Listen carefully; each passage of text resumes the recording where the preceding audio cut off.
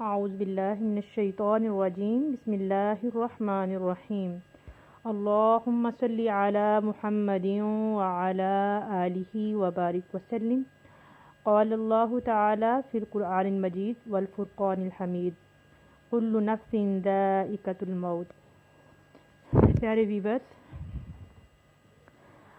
آج جو بیان میں آپ سے کرنے جا رہی ہوں، اس کو بیان کرنے کے لیے ایک بہت مضبوط دل کی ضرورت ہوتی ہے۔ یقیناً ہم گناہ گاروں کا دل اتنا مضبوط نہیں ہے کہ ہم اس ٹاپک پہ بات کر سکیں، لیکن کوشش کروں گی کہ میں اپنی لیکچر کو صحیح طریقے سے بیان کر سکوں، کیونکہ یہ دنیا جو ہے وہ جائے فنا ہے۔ کیونکہ اللہ تبارک و تعالیٰ نے قرآن پاک میں یہ بھی فرما دیا ہے کہ ہر جان کو موت کا ذائقہ چکھنا ہے۔ ہر وہ چیز جس میں جان ہے وہ ضرور فنا ہو جائے گی، خواہ وہ چرند ہیں، پرند ہیں یا کیڑے مکوڑے ہیں۔ کوئی بھی چیز جس میں جان ہے اسے فنا ہونا ہے، آخرت کی طرف اس نے لوٹ کر جانا ہے۔ لیکن آخرت کی طرف لوٹنے کے لیے ہم نے کیا کچھ سامان تیار کیا؟ کیا کوئی چراغ ہم نے ایسا تیار کیا جو ہماری قبر کو روشن کر سکے؟ کیا وہاں پر رہنے کے لیے ساز و سامان ہم نے تیار کیا؟ کیونکہ دنیا میں بھی جب ہم نے کبھی کسی کے گھر ایز اے گیسٹ جانا ہو تو ہم اپنی ایک پیکنگ کرتے ہیں، ایک تیاری کرتے ہیں وہاں پر جا کر رہنے کے لیے۔ تو ظاہری سی بات ہے، دنیا کو چھوڑ کر ہم نے آخرت کی طرف جانا ہے، تو وہاں پر بھی ہمیں کچھ نہ کچھ تو لے کر جانا ہے، اچھے اعمال یا برے اعمال۔ اگر تو اچھے اعمال لے کر ہم اس دنیا سے رخصت ہو گئے تو یقیناً یہ ہماری راحت کا باعث ہوگا اور ہماری بخشش کا ذریعہ ہوگی۔ اور اگر دنیا سے ہم برے اعمال لے کر گئے، نعوذ باللہ، اللہ تبارک و تعالی ہمیں معاف فرمائے، اگر برے اعمال ہوئے تو ہماری آخرت بہت خطرناک ہوگی۔ کیونکہ جب انسان دنیا سے جاتا ہے، جب اس کی روح نکلتی ہے تو انسان کا منہ کھلا رہ جاتا ہے، ہونٹ کسی بھی قیمت آپس میں چپکے ہوئے نہیں رہ سکتے۔ روح پیر کو کھینچ کر اوپر کی طرف جاتی ہے، پاؤں سے جو ہے وہ روح نکلتی ہے اور اوپر کی طرف منہ کی طرف سے وہ نکلتی ہے۔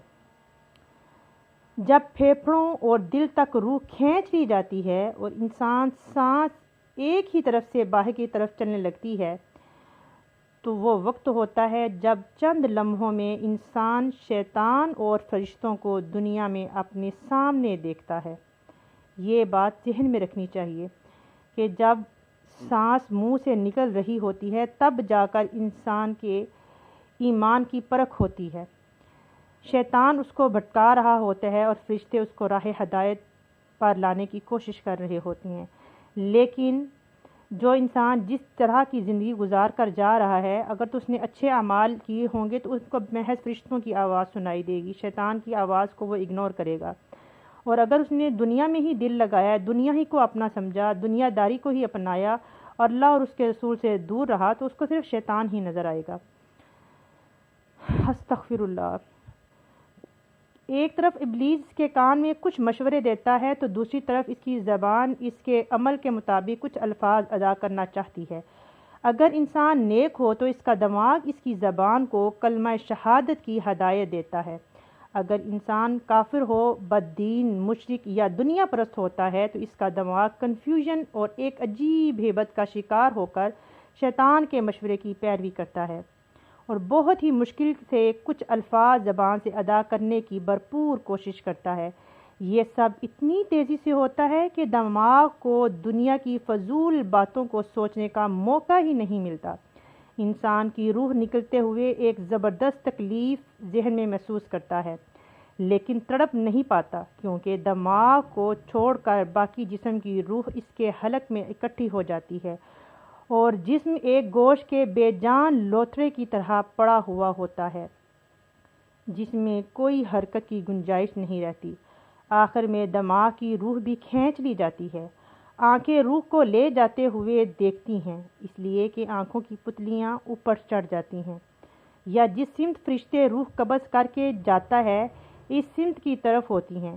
اس کے بعد انسان کی زندگی کا سفر شروع ہوتا ہے، جس میں روح تکلیفوں کے تہ خانوں سے لے کر آرام کے محلات کی آہٹ محسوس کرنے لگتی ہیں، جیسا کہ اس سے وعدہ کیا گیا ہے کہ جو دنیا سے گیا واپس کبھی لوٹایا نہیں جائے گا۔